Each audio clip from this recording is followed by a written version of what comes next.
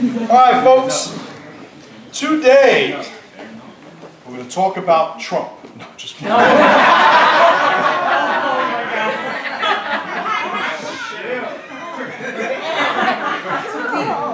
The training starts, people say training. No, what I want to talk about is competition. All right, so as of late, I have sort of brought it to everybody's attention that I see everybody enjoying their process here, enjoying their journey here, but the pressure is lacking for a lot of you, okay? So a few years ago, we had something called Operation 200. Right, what I did was I took all the students that were in all the locations of the Jungle Gym, and we put a fire under everybody's ass, and we had over 200 people show up to one tournament. Right, it was a grappler's quest. So, to the best of my knowledge, nobody's ever done that before. Right, I have 200 people, and there was 3 locations at the time, show up at one tournament. Now, I didn't get any prize for that. I didn't get any money for that. I think we got a little bit of a discount for that, right, for the entry, right? But there wasn't money going to me. So why did I do it? Well, at the time, I really felt that people needed a sort of push. And it was a push that they wound up getting from their teammates, from their coaches. But it's a push that I think we kind of need to install again now. So now the reason that I want you guys competing is not because, again, it's not because I get anything out of it by way of money. I don't even care what tournaments you do, really. I don't run tournaments. But I know there's a certain point in your process where tournaments is a very necessary step. I don't care what anybody says about how good somebody is, right? Based on their reputation amongst the people they train with every day. I got into something of a debate about Bruce Lee the other day. Right? Somebody had asked me on one of my my live videos, what do you think about Bruce Lee? I said he made some incredible movies. I said he was a pretty impressive philosopher. Right? But I'm pretty sure you're asking me whether or not I thought he could whoop an ass. And my answer is I have no idea. He was a little Chinese guy that started movies.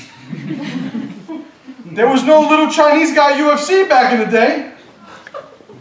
There's no collection of archived videos of him whooping asses, on street corners. Right? I know when he was a kid, I saw him, footage of him in a commercial. So I'm pretty sure he's been acting for a long time by the time he got into the movies.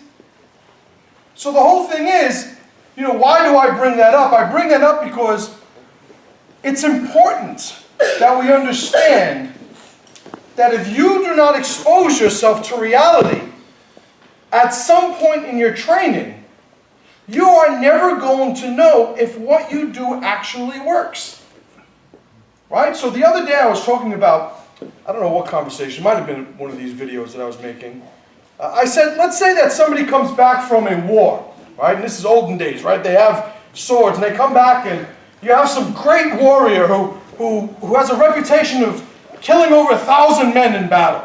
Right? He knew what he was talking about, in other words. And somebody asked him, "Oh, great warrior, how do you take your sword and kill all those people?" He goes, "Well, if they don't see me, I do this. If they see me, I do this. And that's it. That's all I do." And the person asking you goes, "You got to be kidding me. You killed over 1,000 men. And that's all you did?" He goes, "Yeah, that's all I did." He goes, "Well, I want to be a great warrior too. I want people to talk about me. I've killed over 1,000 men in battle. What should I do?" He goes, "Well, do this. And do that.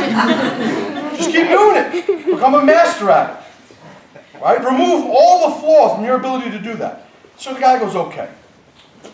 Well, one day, somebody asked that guy, that second guy, who never had the opportunity to kill 1,000 men, "I want to learn how to kill 1,000 men. I want to be a great warrior. What should I do?" And he goes, "Well, do this or do this." And what I like to do sometimes is this.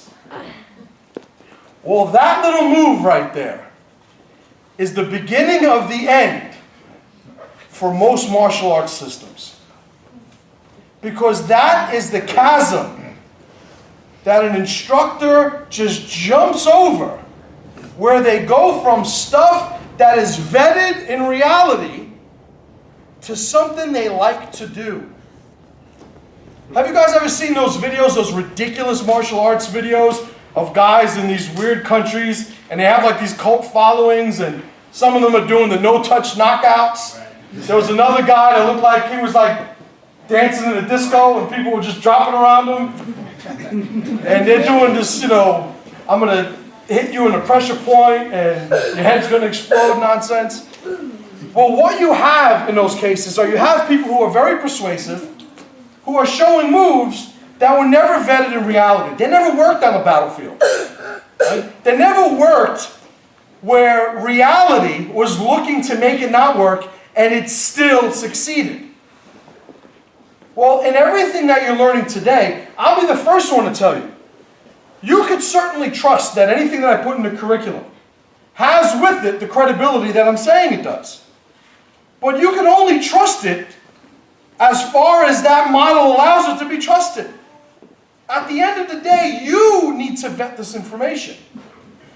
Now, one of the great things about jiu-jitsu is that you're able to practice almost everything that we learn almost 100%, 100 miles an hour, you know, without sort of stopping, without slowing down, without having a concern for people getting too injured, right? Sword fighting doesn't exactly have that. You know, I train in Sayak Kali. One of the things we rely on in Sayak Kali is not only the fact that Sayak is a family-based system that has been vetted over generations and generations of martial artists, right? But we also have a feedback loop from some of the people who are fortunate enough to train today, who actually have unfortunate or not, got into those situations where those techniques have proved useful. But that feedback loop of reality is everything. So it's important that you guys understand, a lot of people, they come here, they train, you know, they're getting a sort of, you know, psychological wellness. Right? Everybody loves that word, wellness. How you feeling? Well. Well. How you feeling? I feel like my wellness is a little loaded. Right? So, for me, it is important that you feel good when you're here. It is important that you use this for the catharsis that it can be, right? The venting of all the stress and aggravation. The disconnect from all those things that get you all anxious and aggravated out there. That is important. But I'm not running a wellness clinic, right? This is a violence academy. Right? It's a martial arts dojo. Right? That makes it sound better, but if you think about what martial means, it means war. Right? War isn't about winning a good argument. Right? Giving somebody a good stern talking to. Verbal judo. No, war is about eventually doing everything necessary, including killing somebody. So, in what we do, as much as I want you guys to enjoy it, we can never forget the necessity, the need to stay connected to reality. This stuff has to work. You know, we talk about women's self-defense, right? Self-defense. Somebody's going to attack you in an alley, 2 in the morning, right? Step 1, women don't ever go in an alley 2 in the morning. If somebody's going to attack you now, just kick them in the groin. No means no. And then run for help. Right? That's how the video showed. Not going to happen. Average woman is, what, 170 pounds? Goddesses in the jungle gym. Right? You take a 200-pound drunk guy that really, really wants to snuggle, and you got a problem, okay? So if somebody would ask me, well, what should I do? Should I do this move? No. You need to get your concealed carry permit. You need to start making better decisions about where you're going by yourself. You need to start learning some blade templates.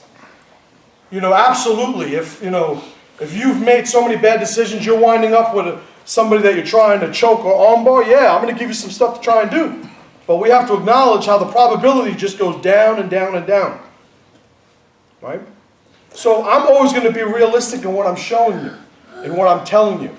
In the atmosphere, right? The perspective that I'm looking to transfer this information to you. But you have to come along with me on this journey. I'm training for the street. I'm training in case anybody messes with me, I can defend myself. Want to do a competition? No. Why not? I don't do this for competition.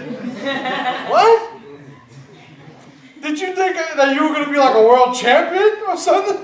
Like, I'm like, you got it. You got to go all the way with it. You know? You got the ticket. I'm not telling you that because I have any delusions of you being this world champion just because I asked you to do a tournament. It's all about you. I don't care. I don't care. If you don't care, I don't care. I'm trying to right now sell you on the idea of caring about how much you pressure yourself. Blue belts, purple belts, brown belts. If you haven't, how many brown belts here?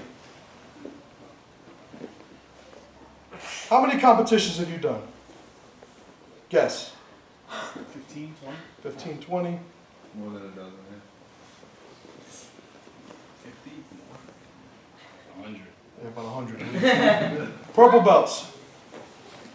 How many have you done? About 10 or so. 4. 3 or 4. Who's the other purple belts?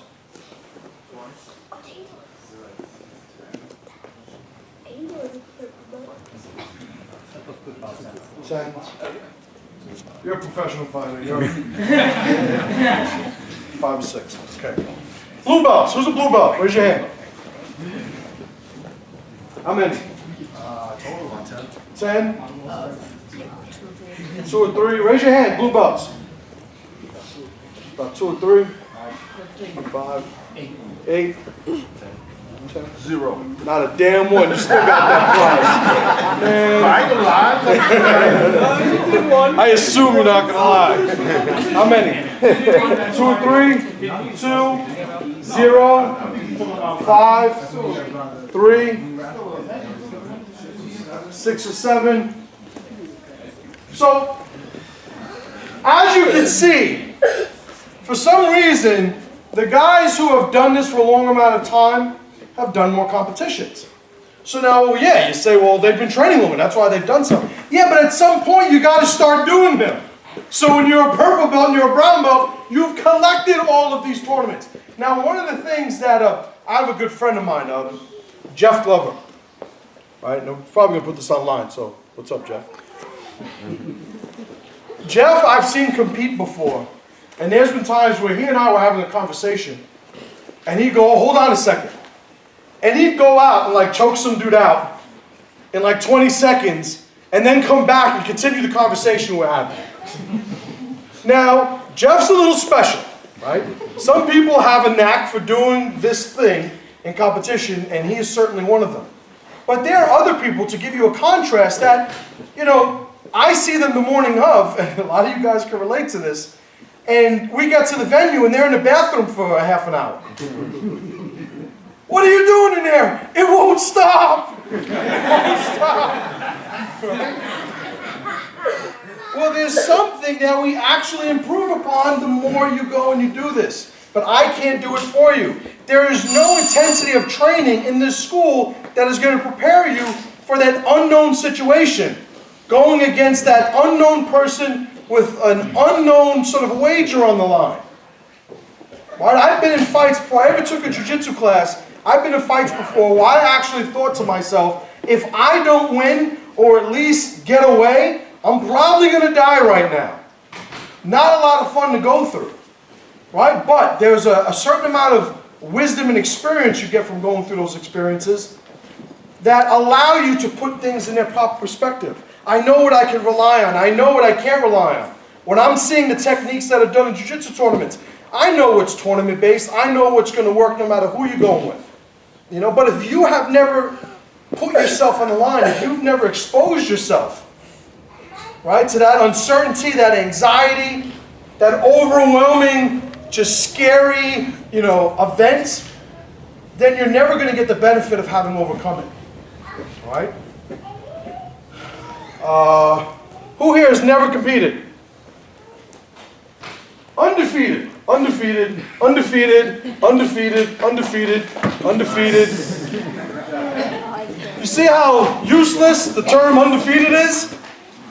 If you never do it, you've never lost. I don't think anybody wants congratulations for that, though. Well, that's kind of the point. Exposing yourself to lose in a tournament is infinitely more valuable than exposing yourself to lose when it matters.